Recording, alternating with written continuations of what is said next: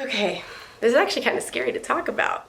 I guess I want to tread very carefully on this topic, and I literally built my YouTube career off of that. Kind of crazy when I say it like that.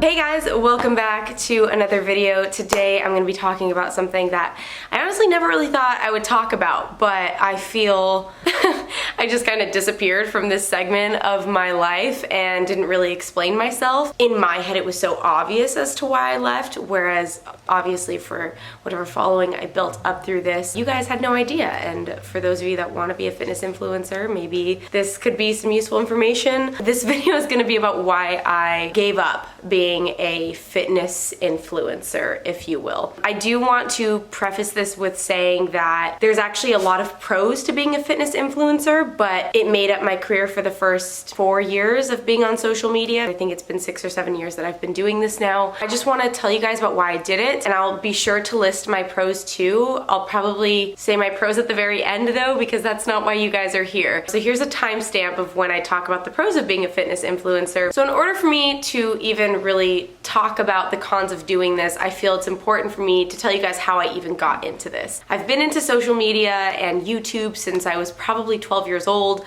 I used to make little silent films on my video editor. I've always been into content creation, unbeknownst to me, knowing that it could become a full-time career as a teenager. And so I had originally started on a second channel where I did really bad, but I tried my best to do beauty videos. It was a very saturated market, but I didn't give up. And so at the same time of doing that, I started falling into fitness as well, and I decided to make a brand new channel for that. And I wanted to become a bikini fitness model and go and compete and become a bikini competitor. And so I planned to just vlog my entire experience. And it's important to note that I got into fitness on YouTube when it was nothing. There was no market for it yet. The people that were really doing it and really crushing it at this time was Dana Lynn Bailey, my bestie Nikki Blackadder, and Chelsea Lifts. And they were all kind of in their own sector, right? So Nikki was doing like the bikini competitions, Chelsea Lifts was doing powerlifting, Dana Lynn Bailey was doing the figure and just like being an all-around badass. There was nobody doing it, or at least successfully doing vlogs starting from scratch. Nobody had documented their experience from the very beginning, having no muscle, not a lot of dedication. A lot of these girls already had epic results because they'd been doing it for years. So I was like, this is a market that I could tap into. I'm a Latina, you know, I've got some excess fat that I want to get rid of, and I want to take people on my journey of zero muscle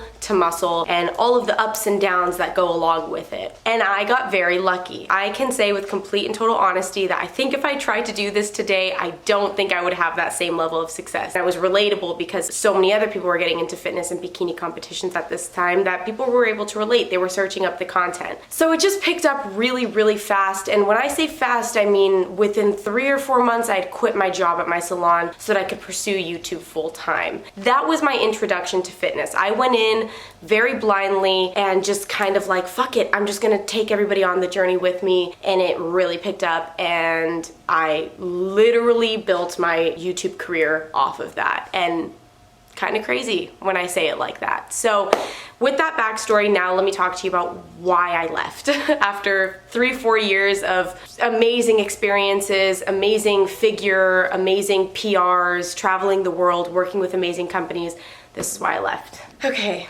This is actually kind of scary to talk about, but fuck it, am I right? Okay, so the very first thing that I would say made it so easy for me to walk away from this was the body dysmorphia that came with being a fitness influencer. I think the difference with me and a lot of other fitness influencers is that for them it's a lifestyle. For me it was like, I just really like working out and I've built this epic following off of working out, but this isn't my entire life. I still like to eat like shit. I learned throughout my journey that I didn't want to do bikini competing, I wanted to be powerlifting. There was this constant judgment around what my body looked like for myself, just what I thought my body needed to look like. and what would be satisfactory to other people, what would deem me worthy as a fitness influencer. And I found myself constantly comparing myself to others because either A, I wasn't as dedicated as them, B, I didn't have the same body type as them and I never was gonna have the same body type as them, or C, it's social media. Don't you compare yourself to everybody? It's so easy, and that's one of the biggest issues with social media today, is that we get so sucked into whatever our ideal body type is that it's just a comparison game, and it is the reason so many women and men struggle with body dysmorphia. That was a huge thing for me, but I think at the time that I started experiencing body dysmorphia, I didn't view it as that. I viewed it as hashtag goals. I viewed it as, oh my God, I'm so inspired, but in reality, I was picking apart every part of my body. I look back at photos of myself now from back then in 2016, and I'm like, oh my God, you were tiny, you looked amazing, your arms looked beautiful, you had definition. And at that time, I felt like I had too high of a body fat percentage. Being in the fitness world where you're expected to be 18% body fat and below, I was considered thicker and curvier. And at the time, I didn't want that. It's changed now. I love my body, and I've actually gained like 5-10 pounds since that time, probably like 10-15 pounds. I was like 108 pounds. Now I'm at about 119, and I love it and I feel amazing. But body dysmorphia was a really, really huge contender as to why I was just like, dude, fuck this. This is not for me, and I'm losing my mind slowly but surely. The second thing actually kind of goes hand in hand with this, and I guess I want to tread very carefully on this topic. I don't know what fitness social media is like now, and I'm sure it's very different now. I can tell just by some of the content that shows up on my Explore page that like fitness has kind of changed and evolutionized with TikTok and Instagram Reels, and I think it's a lot more forgiving. But at the time when it was still a pretty niche, the hummingbird is back again. Okay.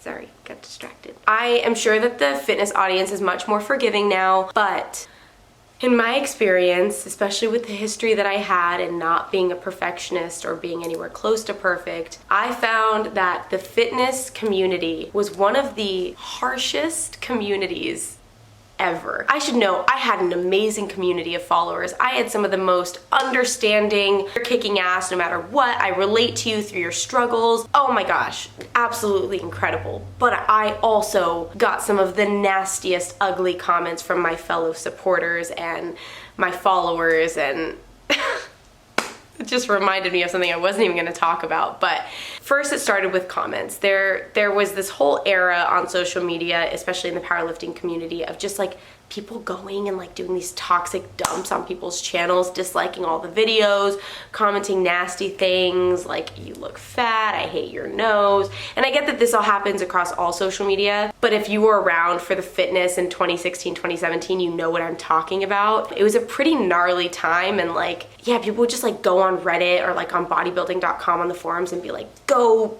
attack this person and just, you know, make them feel awful about themselves. But lots of judgment around my body. If I had gained 3 pounds, everybody made sure to say something about it. Oh, are you bulking again? Oh, you're looking fluffier. Oh, you're looking a little bit chubbier. Are you not working out legs as much? Or it would be the comments like, you have no muscle, you don't have abs, you have just a basic body, there's nothing special about you, why are you famous? Why are you working with this company? And that really hurts when you have only been doing this for a year or maybe 2 years. You're still adjusting to even being in the public eye, and even though it's a decision that we're making and we're actively, like, we know that we're in the public eye, it does not make those comments any less difficult to deal with. I had never been so insecure in my life until I started receiving comments like that. And then one day, I Googled myself. And thank God at this point it's been like 2 years, because it actually would give me severe anxiety to go to this website, but I just remembered it. Guru Gossip. Good old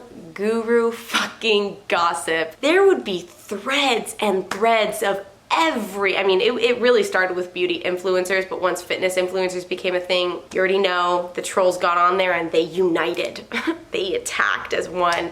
And it was basically just a thread for your so-called supporters or subscribers or your hate followers to go and talk shit.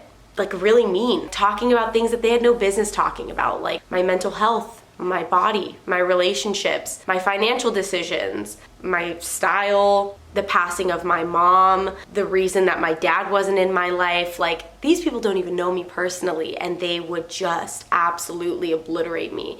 I remember I would cry the first few times that I went on this forum because I couldn't believe, one, that anyone would take that time out of their day to talk so negatively, not just about me, but about my friends. I mean, all my friends had forums too, and they were just so mean. And I was like, oh my God, you guys are actually just at home and you hate me this much, and you hate my friends this much, and you hate other social media people this much, that all you're doing is typing rants about how much you despise us. So that was pretty gnarly to deal with. It's kind of like it becomes an addiction. It's like, even though you know it's gonna make you cry and it's gonna make you feel awful about yourself, you know it's there, and so you have to Google it. I don't know how I got myself to stop. I think one day I was just like, dude, fuck this. This is not gonna make me feel good, and I have to accept that there are gonna be people that hate me and they're just not happy with themselves, and fine, like, let them do what they gotta do. This is not just a fitness community thing. This is something that happens all over social media, specifically in beauty and fitness, though, I would say. And it's rough. They are so mean. So if you're getting into this, do me a favor, stay away from guru gossip. If anyone links you, don't read it. It's not gonna do you any favors. You're just gonna feel like shit about yourself. That brings me to my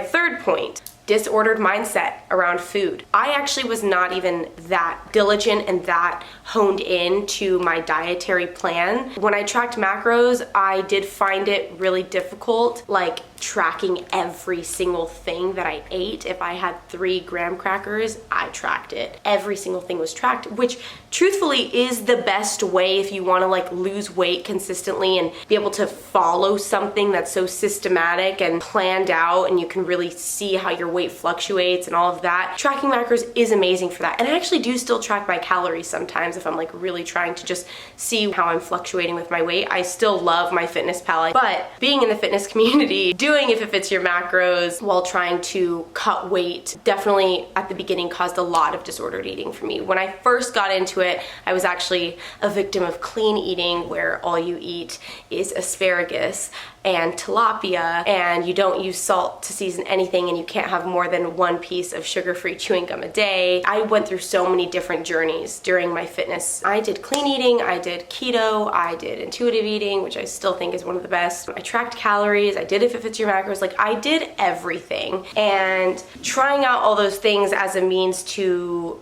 make my body be better and not actually because I just wanted to be healthier definitely imposed its own set of problems. And you can see how dealing with all of the cons that I'm talking about at the same time would definitely cause someone to just be like, oh yeah, no, fuck this shit. So the fourth thing that made me just be like, oh yeah, no, fuck this shit, was struggling with over-sexualization. This is also a tough one because we're definitely in a phase right now where we as women are owning our sexuality, and we're taking the pictures that we want to, and we're being unapologetically ourselves. And a lot of people have been for a long time, but I think for myself, some of the pictures that I posted before, I don't think I actually posted because I wanted to. I think I posted them because I knew that that's what would help me grow, and that's what would bring me more followers. And that was the booty pics and the, you know, like slightly scandalous photos. And again, not that there's anything wrong with it. I dealt with a lot of sexualization during that phase, and my pictures were not even that scandalous. Like, nothing that you post should allow someone to feel that they can send you some of the things that I've been sent.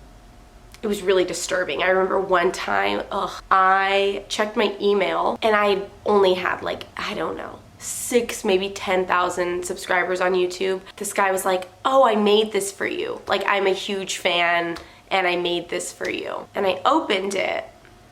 It was him. It was a POV of him touching himself, and it being like 19 years old, I was like, what the fuck? This was not an invitation. Little did I know that that would be the first of hundreds of videos like that I would receive via email or Instagram DMs or Snapchat. That shit is disgusting to receive, and it's unsolicited, and it's literally just like, oh my God. And then you'd say like, oh my God, this is disgusting. Don't send me this. Because of course I entertained at the beginning because I was pissed and I didn't understand that you have to ignore these people. But I'd say that and then they're like, well, what did you expect? You look so hot posting, you know, these bikini pictures pictures and blah, blah, blah. No means no, and the way that I dress does not mean that you can send me these things and that you have any right to ruin my evening with this. Thankfully, it really doesn't happen for me anymore. I've also ruined people's lives when they send me that stuff, because your girl's a detective. She finds family. She ruins lives. So think about that. Not saying to do it, just think about it. Struggling with over-sexualization and just getting really disgusting comments fucking sucks, and I didn't enjoy it, and I got a lot of it, and I still get a lot of it, but I will say, since leaving fitness, it is dropped by 90%. And the final thing, which is really not that bad, and every content creator is gonna deal with this outside of the fitness category, is I just got burnt out. I got completely burnt out with fitness and the content surrounding it. I felt like it was becoming all people wanted to watch me for, which at this point YouTube really has become a niche community. If you are not in a niche and you're not posting in that niche, good luck. YouTube at least really rewards channels that focus on one thing, and it makes sense. Like if you like a skater and they post skate content, the day that they post a mukbang, you might be like, what the hell, this is not what I follow you for. But here's the thing about me, I love everything. I love books, I love vlogs, I love traveling, I love fitness still, I love these sit down videos, I love doing everything, and I felt so limited with my fitness content. I was actually starting to resent it because it felt as though people only would consume content that involved me working out or talking about fitness, and I mean that's what I signed up for, but I was like, fuck this is kind of bumming me out. I want to talk about other stuff and still incorporate fitness here and there, which I actually still do even years later, very rarely, but I do. It's still a part of my life, but it is not the end all be all of my entire life. It is not my character. I am too many other things to be defined as just a fitness influencer or a fitness content creator. So those are honestly the 5 things that got me to leave. That's it. It's laid out on a silver platter for you. And I hope that you guys can understand where I'm coming from, and I hope that people that have been following me for years don't get too offended by this content or the things that I talk about in this video, because I'm really just being honest and I'm being myself. It got kind of dark there, didn't it? And I'm just trying to share it all and tell you guys why I left, because I will never go back to being a full-time fitness influencer. It will never happen. We can't end the video on a negative note. Let's talk about some of the pros that have come with this career as well. The first one, I have built friendships that will last me hopefully for the rest of my life, and just other connections that I've made through fitness and social media. These are people that are going to be a part of my life for a very long time, and I'm stoked off of that because they make my life better, and I would have never met them if it weren't for social media and being in the fitness niche. 2, my health. I have such an incredible understanding of the way that my body works, my body fat percentage, foods that bother me, foods that my body really enjoys. I know how to get myself back into tip-top shape if I wanted to. Trust me, I know how to do it. Your girl knows how to do it. I started NASM like 10 times, okay? My ex was so heavily involved in fitness. He taught me everything that I know about fitness and powerlifting and form and nutrition. I know it and I understand it very well. And I'm really blessed to have that level of understanding because I know what to do in and out of the gym. 3, traveling the world. I worked with some epic companies along the way. Gymshark would be one of them. I was their 2nd female athlete that they ever signed on. So I got to travel all over the world. I went to Scotland, I went to Ireland, I went to Australia, I went to numerous different states. I just got to travel and have so much fun, and it was all paid for. I didn't pay for anything. Yeah, I didn't pay for anything. They covered the hotel, they transported us everywhere, we got a ton of free clothes, we got to meet hundreds of people that would come to meet us all, and oh my gosh, I mean, how can you compare that to anything? I worked with Gymshark, EHP Labs, Woman's Best, yeah. Epic journeys. 4, it obviously established my career. That's gonna be the final one. It literally gave me the foundation to allow me to create my own career in whatever route I wanna take it. I genuinely feel at this point, even though I don't get the views that I used to get, and I might not, I don't know. Regardless, I have a following and I get to work with epic brands every single month. I still get to travel the world. I still make tons of amazing connections, but now I'm doing the content that I want to do. And what I was trying to say is, even though that might equate to a lack of views, I'm really happy. I'm really happy, and I'm established and I feel safe. I was able to start my own online boutique, which is doing great. And I'm just able to kind of shift into the next part of my life very comfortably, and that wouldn't have happened if it weren't for my fitness YouTube channel. I mean, undeniably, like, I couldn't have done it without this channel and this content. Now I'm able to make ASMR videos that do really well. I have an ASMR channel that has like over 100,000 subscribers, and the views are better on that channel than they are on this channel. And yeah, it just kind of gave me the knowledge and everything necessary, all the tools necessary to take my career and my life to the next steps, next pedestal. I don't know. I've done too much talking clearly in the last 30 minutes. So that's it. That's why I gave up being a fitness influencer. But again, with cons, there's obviously going to be some pros, and those are the pros. It was a beautiful time of my life. I regret absolutely nothing. I burnt out and I realized why I needed to leave. And I'm very curious what you guys feel if this does reach any new people or even my current followers. If you made it this far, I'm curious to know how you feel that the fitness community has shifted since 2018, 2019, because I really do feel like it's completely different now. I kind of left right in the middle of the pandemic, which was 2019. That's crazy. So I'm curious, has it shifted? Is it still kind of similar to what I'm talking about? I know the content's different. Thank you guys so much for watching this video, and I hope that you guys enjoyed it, and I hope that you can understand where I'm coming from, and I hope you continue to hang out with me, even though it's been years since I've been a fitness influencer. I hope you continue to join me on my YouTube channel and just have fun with me, and thanks for hanging out. As always, I love you guys very much, and I'll see you in my next video.